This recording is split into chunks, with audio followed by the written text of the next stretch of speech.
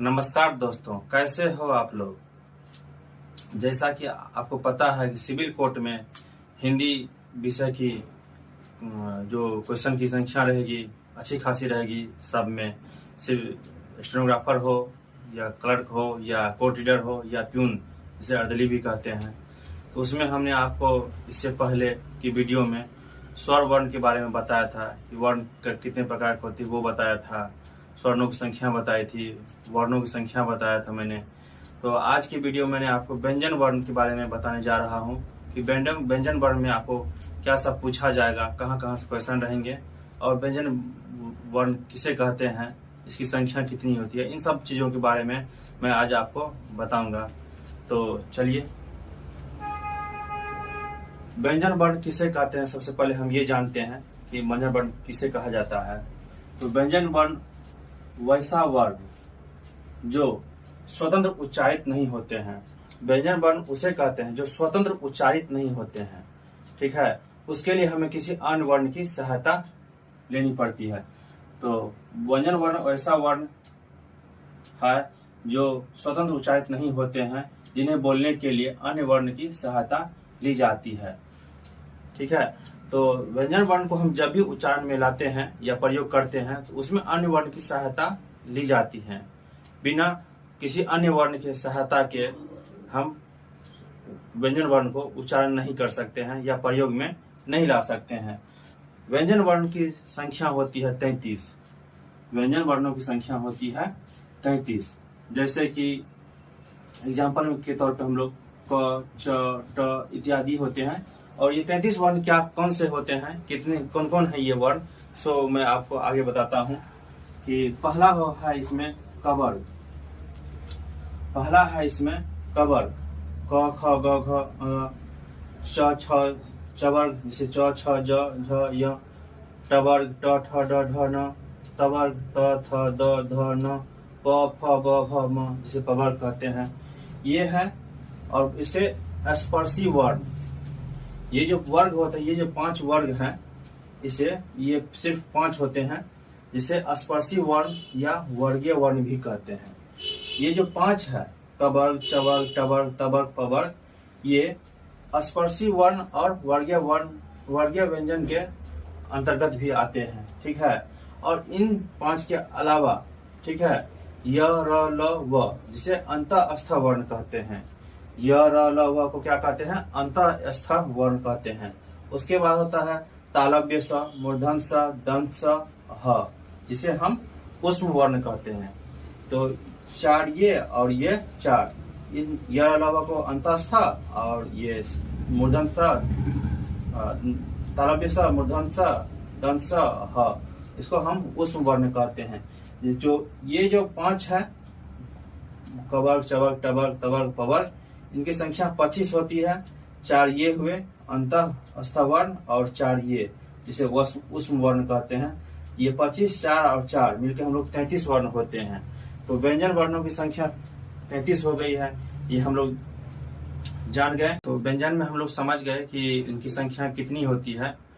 तो व्यंजनों की संख्या, व्यंजन का प्रकार और ये व्यंजन किसे कहते हैं। तो अब व्यंजन में हम लोग आगे देखते हैं कि उसका वर्गीकरण करते हैं और वर्गीकरण में ये जानते हैं कि इनकी कितनी संख्या होती है। तो व्यंजनों का वर्गीकरण में जो है ना, अध्ययन की दृष्टि से, जो हम लोग जो अध्ययन करते हैं उसकी दृष्टि से इनकी संख्या 3 होती है। तो इनकी संख्या कौन कौन 3 होती है, आइए हम लोग जानते हैं। पहला होता है स्पर्शी व्यंजन, दूसरा होता है अंतःस्थ व्यंजन और तीसरा होता है उष्म व्यंजन।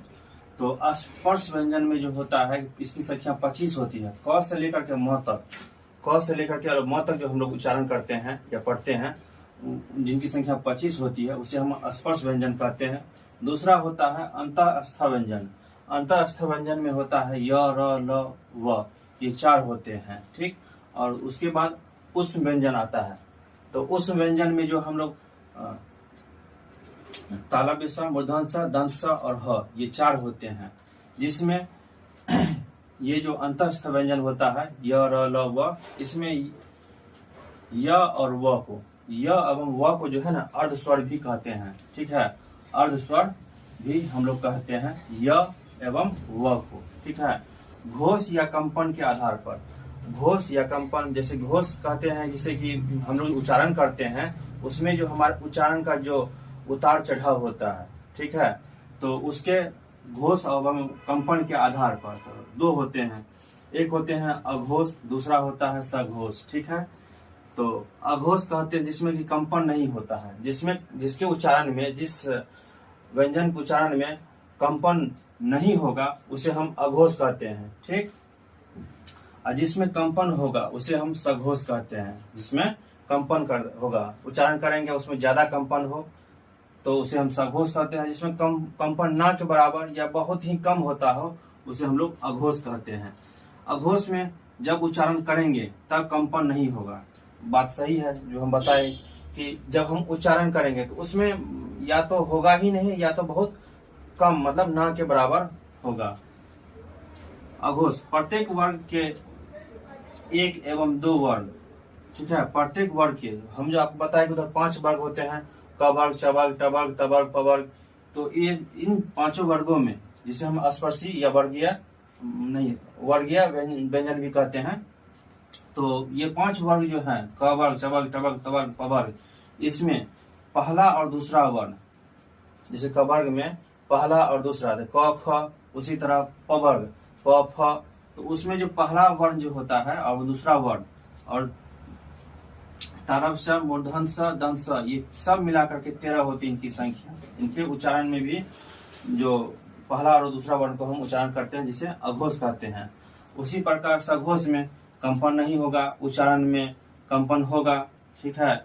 और इसमें जो होता है कि 3, 4 और 5, जो हम लोग 5 वर्ग उधर पढ़े, क वर्ग, च वर्ग, ट वर्ग, त वर्ग, प वर्ग, इन वर्गों में पहला और दूसरा तो अघोष में था, इसमें था तीसरा, चौथा और पांचवा। ये तीसरा, चौथा और पांचवा है, और इसके साथ य, र, ल, व एवं ह, ये सभी जो होते हैं सघोष होते हैं, ठीक। और सभी स्वर, जितने भी स्वर होते हैं वो सघोष होते हैं, ठीक। ये तो हुआ आपको घोष या कंपन के आधार पर, ठीक।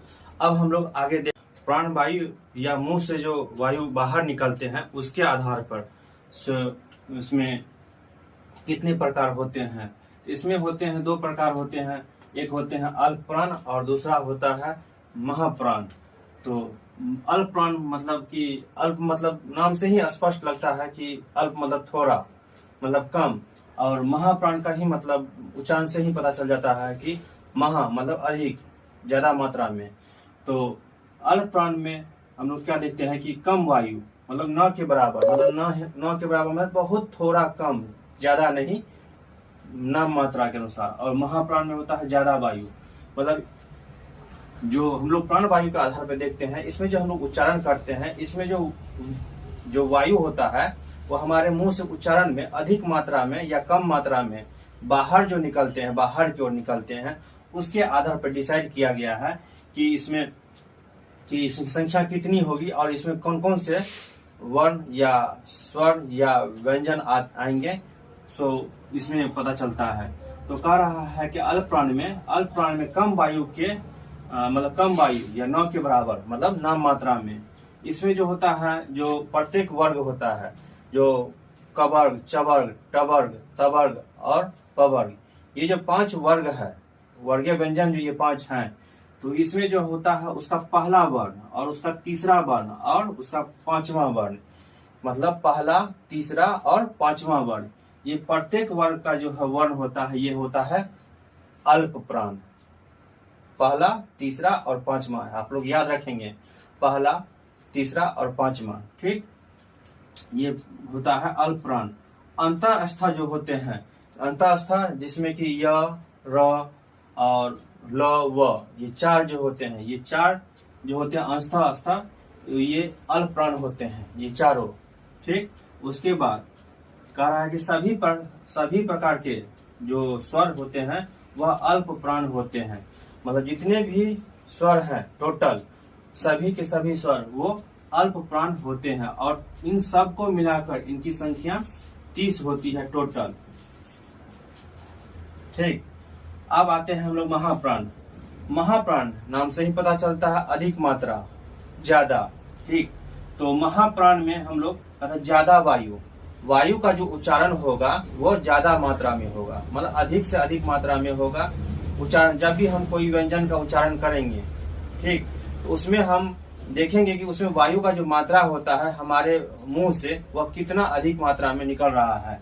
तो उसी पे ये डिपेंड करता है कि महाप्राण में ज्यादा वायु, जो हम लोग प्रत्येक वर्ग, जो 5 वर्ग उधर हम पढ़े थे, जिसमें कवर्ग, टवर्ग, चवर्ग, तवर्ग और पवर्ग, ये जो 5 वर्ग पढ़े थे, उसमें दूसरा और चौथा, ठीक है, 2 नंबर का और 4 नंबर का जो उसमें वर्ण है वो जो होता है महाप्राण होता है, 2 नंबर का और 4 नंबर का प्रत्येक वर्ग का, ठीक है। और उष्म व्यंजन, तो उष्म व्यंजन हम लोग मूर्धन्य स, दंत स, तालव्य स और हम लोग ह, ये 4 जानते हैं। तो ये चारों जो उष्म व्यंजन होते हैं, ये सभी मिलाकर इनकी संख्या 14 होती है। तो इस प्रकार हम लोग महाप्राण की संख्या कितना जानते हैं, 14 हो जाती है। ये 14 हो गया महाप्राण। तो हम लोग प्राण वायु के आधार पर हम लोग देख चुके हैं कि इनमें अल्पप्राण और महाप्राण, तो अल्पप्राण की संख्या 30 और महाप्राण की संख्या 14। तो ये 2 हो गए हम लोग प्राण वायु, या मुंह से जो वायु निकलती है बाहर की तरफ, उसके आधार पे हो गया। अब देखते हैं हम लोग अगला, आगे हम लोग देखते हैं इनमें व्यंजन वर्ण में कि उच्चारण के आधार पर हम लोग जो उच्चारण करते हैं, उस उच्चारण के आधार पर जो ये 8 होते हैं, उच्चारण के आधार पर 8 होते हैं। तो हम लोग जो उच्चारण करते हैं उनके जो प्रकार होते हैं, कौन कौन से प्रकार होते हैं उच्चारण के आधार पर। तो पहला होता है इसमें कि स्पर्श, हम लोग जो उच्चारण करते हैं उसमें होता है प्रकार होता है वो स्पर्श। तो स्पर्श में होता है क, ट, त, प, ये 4 जो होते हैं, ये 4 वर्ग होते हैं। इस वर्ग के जो है प्रथम 4 वर्ण जो होते हैं, जैसे क का क, ख, ग, घ, ये 4 होते हैं, ट का भी 4, त का 4 और प का, ये चारों वर्ग का जो है प्रथम 4 वर्ण होते हैं, ये स्पर्शी व्यंजन होते हैं। ये स्पर्श के और उच्चारण के आधार पर होता है, जिनकी संख्या कितनी होती है, 16 होती है।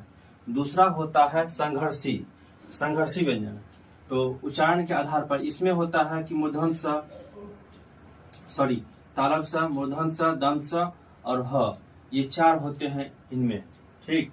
और ये दोनों को मिलाकर स्पर्श और संघर्षी बनता है तीसरा प्रकार, स्पर्श और संघर्षी। तो स्पर्श और संघर्षी में हम लोग देखते हैं चवर्ग। चवर्ग में होते हैं, चवर्ग के जो 4 प्रथम वर्ण होते हैं, चवर्ग के जो प्रथम 4 वर्ण होते हैं, च, छ, ज, झ, ये 4 होते हैं इसमें।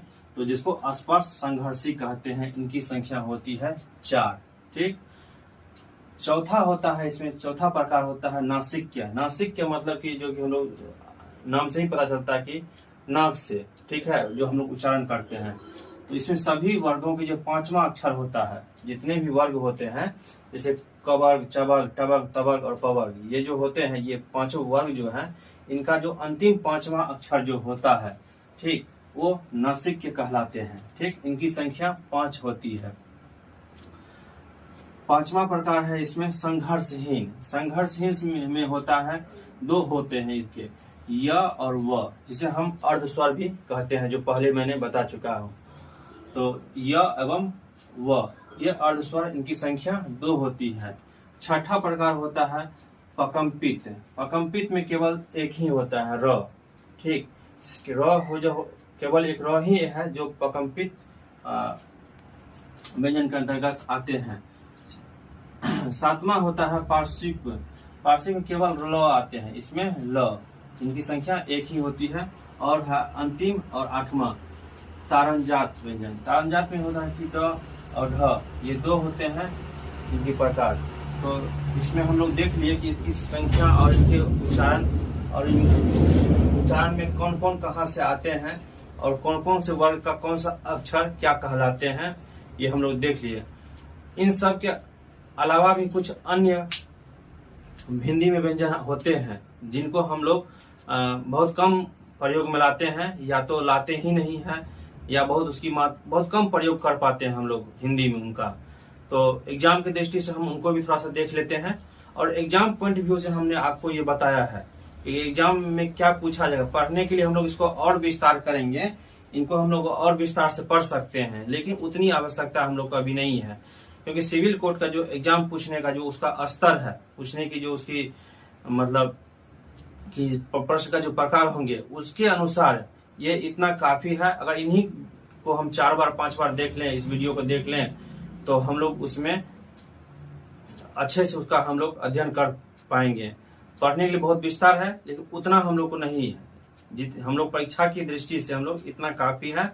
और कुछ अन्य जो वर्ण होते हैं, जो व्यंजन स्वर और कुछ अन्य जो होते हैं जिनको हम लोग कम उच्चारण में लाते हैं, थोड़ा उनको भी हम लोग देख लेते हैं।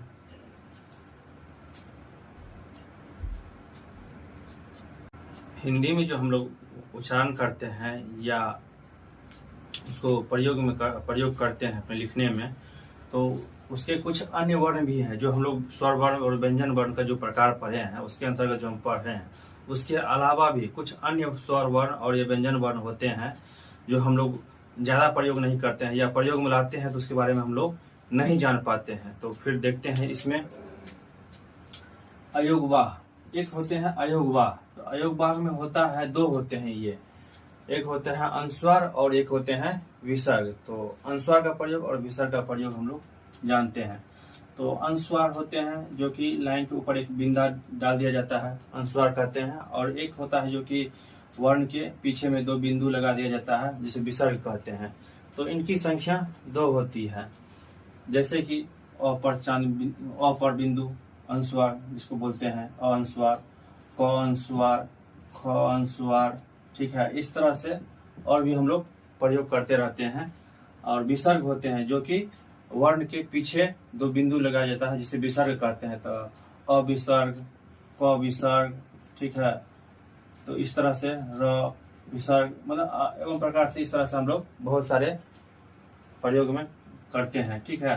तो हम लोग ये जानते हैं कि अयोगवाह में 2 होते हैं, एक अनुस्वार और एक विसर्ग होते हैं। इनका प्रयोग व्यंजन वर्णों के साथ नहीं होता है, मतलब अनुस्वार और विसर्ग जिसे अयोगवाह कहते हैं, इनका प्रयोग हम लोग व्यंजन वर्ण के साथ कभी भी कदापि नहीं करेंगे, ठीक। दूसरा इसमें कहा जाता है यह केवल स्वर के साथ प्रयोग में होता है, मतलब हम लोग उसको हमेशा ऑलवेज हम लोग अयोगवाह का और जो होता है अनुस्वार और विसर्ग, इसे हम केवल स्वर के साथ प्रयोग में लाएंगे, ठीक। और इनकी सदैव 2 मात्रा मानी जाती है, इनकी सिर्फ 2 मात्रा होती है जो कि इसके साथ हमेशा रहती है, ठीक। दूसरा होता है हिंदी में जो हम लोग और भी जो प्रयोग में लाते हैं जिसको नहीं जानते हैं, एक होता है संयुक्ताक्षर, मतलब संयुक्त अक्षरों के साथ बहुत सारे अक्षरों को, बहुत सारे वर्णों को मिला करके एक वर्ण बनते हैं, जिसके संयुक्ताक्षर कहते हैं हम लोग। तो इसमें होते हैं अक्षर, तरह, यह और स्र, ये 4 जो होते हैं, ये चारों में जो होता है कि हम लोग इसको 1 नहीं 2 नहीं, मतलब इससे भी अधिक वर्णों को मिला करके हम लोग बनाते हैं, जिसे हम लोग संयुक्ताक्षर कहते हैं। एक होता है विकसित स्वर, अनुनासिक या चंद्र बिंदु, इसे अनुनासिक स्वर भी और चंद्र बिंदु स्वर भी कहते हैं। मतलब किसी भी वर्ण के ऊपर जो हम चंद्र बिंदु लगाते हैं, ये जो चंद्र बिंदु है इसे हम लगाते हैं, इसी को हम लोग विकसित स्वर या अनुनासिक स्वर या चंद्र बिंदु कहते हैं हम लोग। तो किसी भी अक्षर जैसे आ हुआ, ठीक है, इस प्रकार से बहुत सारे वर्ण होते हैं जिसके ऊपर हम लोग चंद्र बिंदु लगा देते हैं, ठीक है। लेकिन इसकी संख्या सिर्फ 1 होती है, ठीक, विकसित स्वर की। तो उसके बाद अगला होता है तारण जात। तारण जात को हम लोग द्विगुण या विकसित व्यंजन के नाम से भी जानते हैं, द्विगुण या विकसित व्यंजन, द्विगुण व्यंजन विकसित व्यंजन के नाम से। इनकी संख्या 2 होती है, ठीक, जिसमें र और ढ ये होता है। इनसे जो है नए शब्द का आरंभ नहीं होता है हम लोग, ठीक है। इसमें जैसे ही ये बिंदी ट हम लोग पढ़ते हैं ना, उसमें ये बिंदी लग जाता है तो ये हो जाता है तारण जात, ठीक है। ये बिंदी लगना ही जो होता है, लगने के साथ ही ये तारण जात कहलाने लगते हैं। और द्विगुण भी कहते हैं इसे और विकसित व्यंजन भी कहते हैं। इनकी संख्या 2 होती है, लेकिन इसमें खास बात क्या है कि इन 2 वर्णों से, 2 व्यंजनों से किसी नए शब्द का, जो नए शब्द हम लोग आरंभ करते हैं, कोई भी शब्द, नया शब्द जो आरंभ लिखते हैं, कोई नया शब्द लिखते हैं हम लोग, वो ये इन दोनों वर्णों से नहीं बनते हैं, इनसे आरंभ नहीं होते हैं। तो खास करके हम लोग याद रखना है कि ये दो शब्द आपको एग्जाम में पूछ सकता है कि 4 वर्ण दे देंगे, ठीक है, या 4 व्यंजन लिख देंगे और उसमें बोलेंगे कि इनमें कौन से वर्ण जो है या कौन से व्यंजन जो है बताइए कि तारण जात है। हम लोग को ये दोनों याद रखना है कि तारण जात 2 होते हैं और इनकी संख्या 2 होती है, और कौन कौन है ये हमको ये हमेशा याद रखना पड़ेगा। एग्जाम में हमको पूछ सकता है, यही छोटी छोटी चीज पूछा जाता है। तो एग्जाम के पॉइंट व्यू से हम लोग इतना देखे हैं, ठीक है। और हम लोग आगे तो हिंदी में जो हम लोग कुछ अलग से हम लोग जो देखे हैं स्वर वर्ण और व्यंजन वर्ण या वर्णों को, जिनको हम लोग कम प्रयोग करते हैं, तो उसके आधार पर हम लोग आगे देखते हैं विदेशी स्वर या आगत स्वर। जो विदेशों से हमने लिया है, जो विदेशों से आया हुआ है, तो जो विदेश से आया हुआ है या उसको आगत भी कहते हैं, क्योंकि हम लोग वहां से यहाँ लाते हैं या उसको अपने शब्दों में या वर्णमाला में उसको हम लोग प्रयोग करते हैं। तो उसके आधार पर हम लोग देखते हैं कि उसकी संख्या कितनी होती है। तो विदेशी स्वर या आगत स्वर जो जिसकी संख्या केवल 1 है, तो जिसमें अर्धचंद कहते हैं उसे, अर्धचंद किसी भी वर्ण या अक्षर के ऊपर जो हम लोग लगाते हैं आधा चंद लगाते हैं इस प्रकार से, ठीक है। तो उसे अर्धचंद कहते हैं, जैसे कि डॉक्टर, ऑस्कर, ठीक। तो इस प्रकार बहुत सारे शब्द हैं जिसके ऊपर हम लोग सिर्फ आधा चांद का प्रयोग करते हैं, अर्धचंद का प्रयोग करते हैं। और अगला होता है विदेशी व्यंजन। जिस तरह से हम लोग विदेशी स्वर का प्रयोग करते हैं, उसी तरह से विदेशी व्यंजन भी है, और जिनकी संख्या कितनी है? 5, ठीक है। विदेशी व्यंजन जिनकी संख्या 5 है।